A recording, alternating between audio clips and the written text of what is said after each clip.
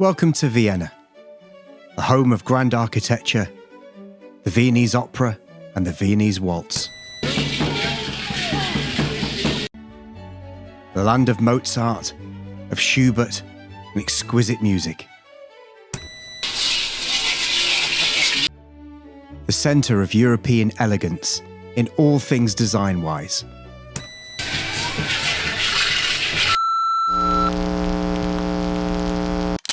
Cheerio, and thank you for joining us on another adventure as we delve into the depths of Vienna, Austria. You'll see probably the most scary Christmas tradition in the whole of existence, and you'll also see a restaurant review that didn't quite go to plan on this episode of Cheerio Travel Vienna.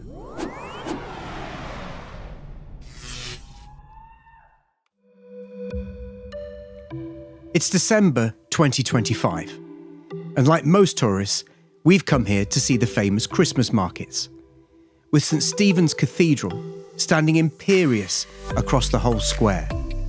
We wanted to find out what the real Christmas markets were like, what you could do here, what you could eat here, and what there was to see. All right, so we've come to Karlsplatz, home of the real Christmas markets, right? None of you UK knockoffs here, my friends, where you get one stall replicated about 5 times and then another one exactly the same. We've got like real sort of local crafts, all the food's like kind of German, or Austrian. It's got a real good vibe to it. There's also live performances, and then there's like games and stuff behind me for the kids. It's also massive, but there's loads and loads of different things here as well. Little people making their own little bits and pieces, ceramics, wooden things, glassware, all of that. So this is the real deal right here, and I'll tell you, it's quite different. We saw these two ladies stood on a stage with puppets and instruments, and we were curious to know what they were up to. Now, I must warn you, this may be the most bizarre interview you'll ever see on YouTube. Let's see if you can make sense of it. Tabula rasa, which means it's English or it's Latin. It's the empty table. We wanted to have every piece, every story we tell from a new start. So every story, the new one we start to do, it's new techniques, new ideas. So it's not all like marionettes all the time. But it's always different kind of figures we do. Like here he is. Good morning. This is the Bremer Stadtmusikanten we will have today. It's an old fairy from the Grimms brothers, who are ancient German. I think. And they told us that the story is about friendship, and I thought for me it's like to take the chance to figure out how your life can be better and to leave a place where you're not treated well. So the donkey has to carry you a lot of wages of flour for the bread, and he leaves it and wants to go be a musician. And on the way there, he meets friends, and that's all. In the end, they say, we are friends, that's how we live. But actually, we have a friend who made a picture book. It's Olli the Zahnputzschwein, Oliver the teeth-brushing pig, I don't know in English. And then we can also do an actual children book, and we also would produce adult pieces. Anyway, our pieces are also for adults, not only for kids. It's because theater and picture books you like or you don't like. But you have something like a paper or a cloth, and then you move it, and it's got to life. It gets to life, and that is so fascinating. And Yeah, that's absolutely fantastic. Thank you so much. Thank you. And I still don't know what they're doing, but I'm sure it's blooming brilliant. Clearly, one of the most important reasons for coming to the Christmas markets is for the food. And there certainly is an abundance of food here. And this being Christmas, well, it's the season of indulgence, and you can get just about anything. And the chocolate fountain certainly is alluring. And what we found out is that you can dip pretty much anything into chocolate, especially if it's a fruit. Now, I went for a banana number, and being an Englishman, I'm pretty much used to Cadbury's chocolate, but I have to say that this chocolate is almost nuclear sweet.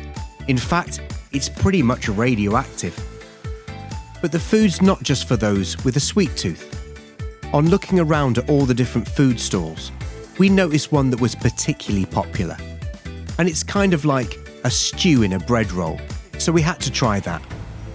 Now, not only is it a very environmentally friendly option, being that the packaging is also edible, but it's also very warm and filling. But to be honest, it's also just a little bit bland, and probably could have done with a few drizzles of hot sauce just to liven it up a bit.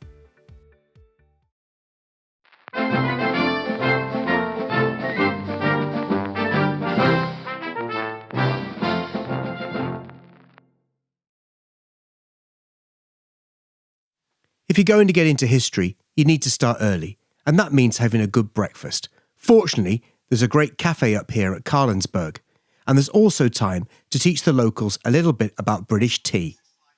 Colder, but we have what we call builder's tea, which is very, very strong tea with a little bit of milk. Yeah, but some people like it really milky. Thank you. Some people just come and... Okay, so we've come up here early in the morning because we want to kind of get a feel for something that happened here in 1683, and it's something that I'm embarrassed to say I didn't know really anything about until a couple of months ago, and I love history. This is something that I think should be much, much better known. What it is like a real Lord of the Rings battle, but for real. And if you imagine in Lord of the Rings, the Battle of Minas Tirith, that's in the last film, you've got this city being besieged on all sides by an enormous army. And then what happens is the cavalry arrives. In this case, the Ride of the Rohirrim in the Lord of the Rings. But when this was done for real, the Ottoman Turks and Islamic Caliphate were surrounding Vienna, outnumbering them 10 to 1. They'd sieged them for 2 months. Everyone inside has got the red flux, which you can imagine what kind of disease that is. There's about a couple of hours before the whole city falls because the Ottoman Turks are undermining the walls, putting explosive devices under them. Everything's unbelievably desperate, and this is going to be the fall, basically, of the first part of Western Europe to this caliphate, the Ottoman Turks, the Ottoman Empire. When everything seems lost, a relief force appeared on this hill, the hill that we're on right now, Karlensburg. And that relief force was led by a man called Jan Sobieski, and he was the elected king of Poland. Now you say the word Sobieski to any of your Polish friends, try it, I did, and they'll say, you mean the vodka? Because they named a vodka after him. And then you say, no, the man that vodka's named after. And they say, what, the king of Poland? So it's obviously very, very well known in Poland, as he well deserves to be. Because when he led this relief force, he led the largest cavalry charge in the whole of human history, and presumably in the whole of horse history as well. And he did it right from this spot all the way down to where the Turkish position was. Now, he had 18,000 horses. He had 18,000 horses. You watch that Lord of the Rings battle, have a clip on old YouTube, and Peter Jackson in that has directed 6,000 horses because he wanted to reflect what Tolkien wrote. It's so enormous. And yet Jan Sobieski's gone off here with 18,000 horses all the way down here and then done the biggest cavalry charge in human history and saved the city from the Turks. Seeing here now and kind of looking down, I've absolutely no idea how he did it. And yet there is Vienna, preserved.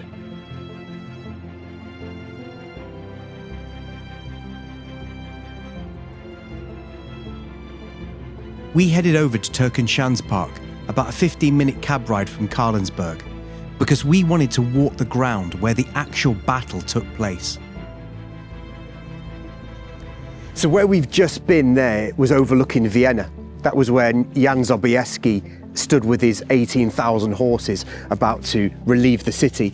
Where we are now is where the main Turkish defensive position was, where the Ottoman Turks were. This monument here is to the Cossacks that fought with Jan Sobieski when he came with his relief force. And you can see the Cossacks' horse just over there having a little graze. One of the most famous parts about the battle is when those 18,000 horses did their cavalry charge, they had 3,000 winged hussars at the front. And winged hussars are a type of cavalry, and the reason that they're called winged hussars is because they've literally got wings coming out the back of their armour.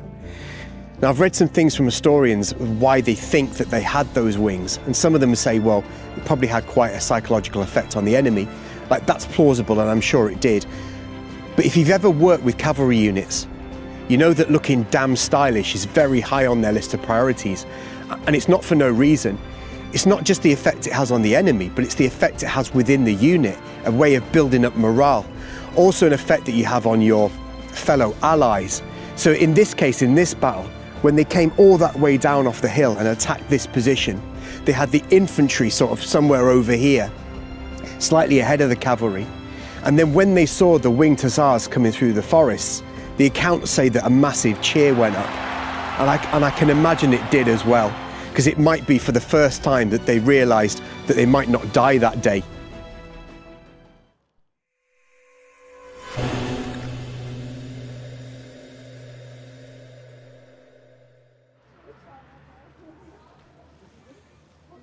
All right, so we came to this restaurant 2 days ago.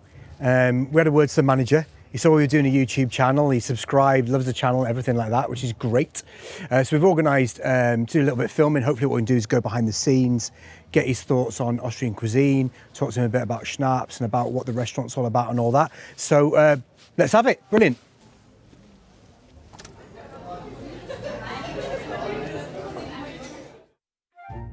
We're really excited about doing this restaurant review because it's a great restaurant with a great ambience, a really interesting original artwork. But when the cameras started rolling, we noticed the manager had made himself a little bit scarce. But it was busy, so we ordered a drink and we waited. And we waited. Yeah. All right, so we come out to this little restaurant where we've been before. We had a little arrangement that we could film in here, which obviously we are doing. You know, it's very noisy and everything like that, but that's all part of it, isn't it?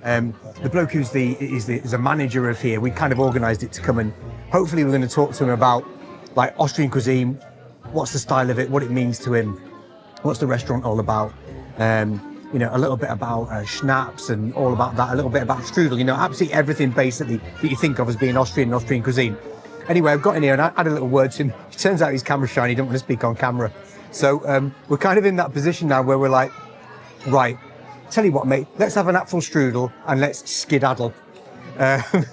We'll get a few shots and then we're going to pop smoke and we're out of here, dude.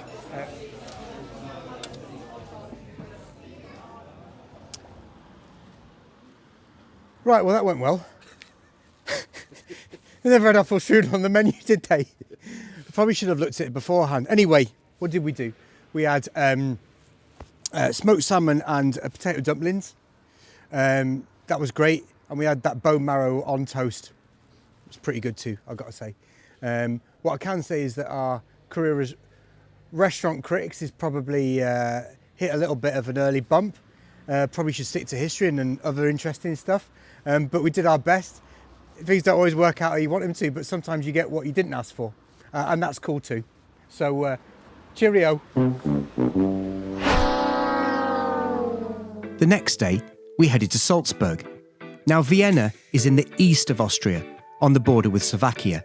Salzburg is in the west, on the border with Germany. The train times will tell you it takes about 2 hours to get there. We found it took more like 3.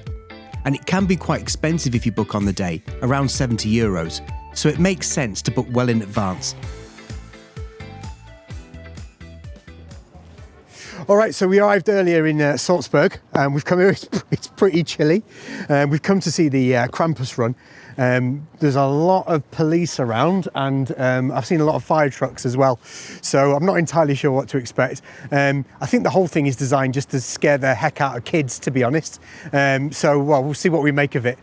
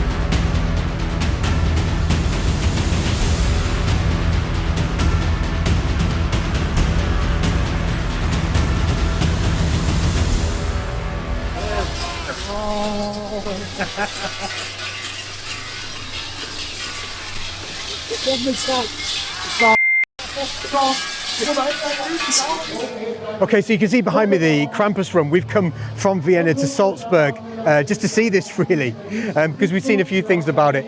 Krampus, we don't really have him in other countries. He's like the helper of Santa Claus, because Santa Claus is a saint, and so he can't be like punishing kids. So he like subcontracts it or something like that. He probably got management consultants in, and that's what they told him to do. So he can like kind of offload the responsibility. So these kind of demonic figures, what they're there is to punish the kids.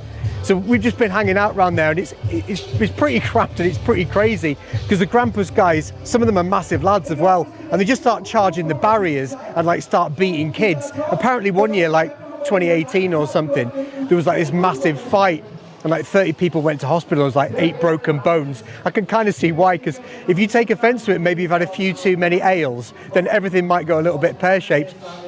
At the moment, though, it's all right, but it's a pretty full-on experience. But I mean, it's definitely a spectacle and something you probably got to check out for yourself. Vienna is known for its grand architecture, and shopping-wise, you can find anything from Louis Vuitton to Gucci to Dior. And you can also find some of the oldest crap to be found anywhere in the world. Right, here we are at Vienna at the exclusive Fink Lampenschirme.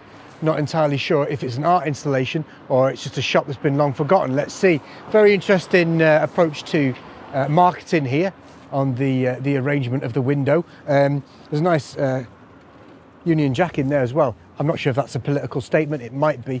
One never knows. What would you call this window dressing? Well, as an expert in window dressing, I'd say that this is the all-in method. Allows the viewer to see the merchandise in their own time. However, if they wish to see them individually, you'll see this rather beautiful arrangement here. You can see each of the lampshades individually right there. Is this what we expected to see in Vienna? I don't know, but it's certainly a surprise. If you like to come over here on this other window, you'll find that they've got a similar approach to window dressing as well. This is called the cluster method. You just throw everything in. It might seem to the uneducated viewer that this is somewhat random. You'd be wrong in that. As an experienced window dresser myself, I can tell you that this is all carefully arranged to draw the eye of the viewer to each category in turn. Gives the effect of being overwhelmed, hence wanting to go into the shop, or we could do, but it appears to be closed down. This is your 20-inch HD, obviously fully internet connected. You get your Netflix on that. This one here, obviously that's also cutting edge, just from Japan. Does all things. This cleverly, what they've done is they've made it look like a really old, like 80s or 70s TV. That's very clever. Once again, a little bit of a retro vibe on this. Also HD, Netflix, your YouTube, everything on there. I mean, this one here, as you can see, that's a DAB radio. That is absolutely cutting edge, the whole lot of it. Awesome, mate. I mean, Vienna, we're living in the future, people. Right, a little bit more window shopping. Okay, here we have the latest in sportswear, right from the Austrian designers. I'd like to show you these shoes. They're called U-Power. Quite obviously, the ugliest shoes in existence. There's a reason for that. It's ironic. They look like pasties. You've got pasties on your feet there, mate. What does the U stand for? The U? Absolutely useless, mate. 157 euro, and they can be yours. 157 euro. Please zoom in on them. Look at them. They're 157 euro. U-Power. But they are U-Power. It says, don't worry, be happy. You're having a laugh is what you're having.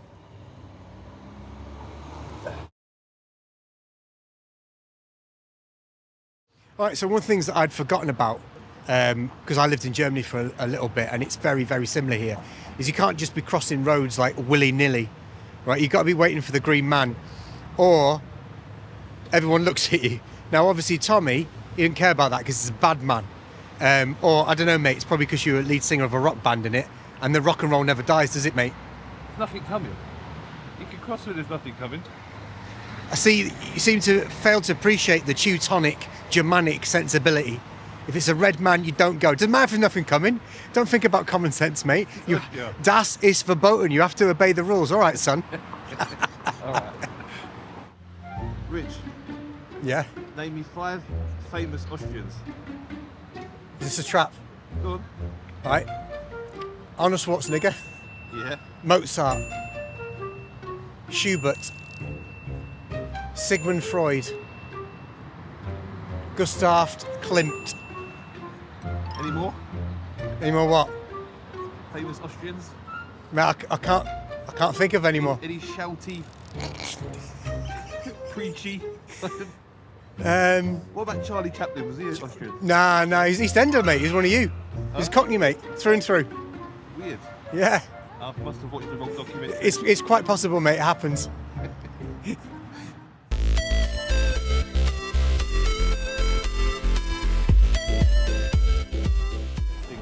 Right.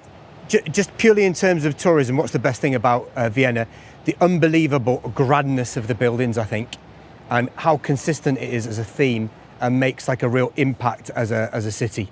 Like the grandness of it is, I think, almost has to be seen to be believed. It is very, very impressively grand. What's the worst thing about Vienna?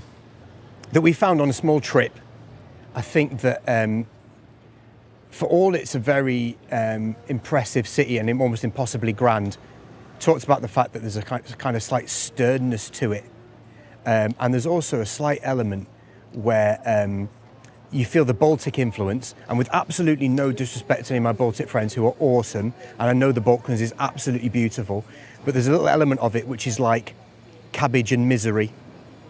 And there is an element of that to behind the scenes of Vienna as well. And you might say, well, oh, you think the UK is so great? I don't. I could take you to places in the UK that make your hair curl, no question. But yeah, that little bit of cabbage and misery, that's probably behind the scenes, that's probably the worst thing. Do I think you could do Vienna on a budget? I think this one's tougher. And it's maybe strange for people who watch our channel, but I think it's easier to do it, or a lot easier to do it in Japan and in Tokyo on a budget than it is in Vienna. And that might surprise a lot of people. It is quite expensive here. It's expensive in London, but it's particularly expensive here, especially in the bits you want to go to, which are obviously the more touristy bits. Do I think a trip to Vienna is worth it? Yes. I think the grandness of it is it's almost unparalleled. And the style of the grandness of it is unique. And I know I've said that I think the architecture is a bit stern, but at the same time, it's flipping impressive. And I think that's why you want to come. What about museums and stuff? What about the museums? Well, there's a huge variety of them. Some that you might not want to go in, like the Museum of Contraception and Abortion Methods. Yeah, skip that. But there's obviously the Kunstmuseum, where anyone should attend.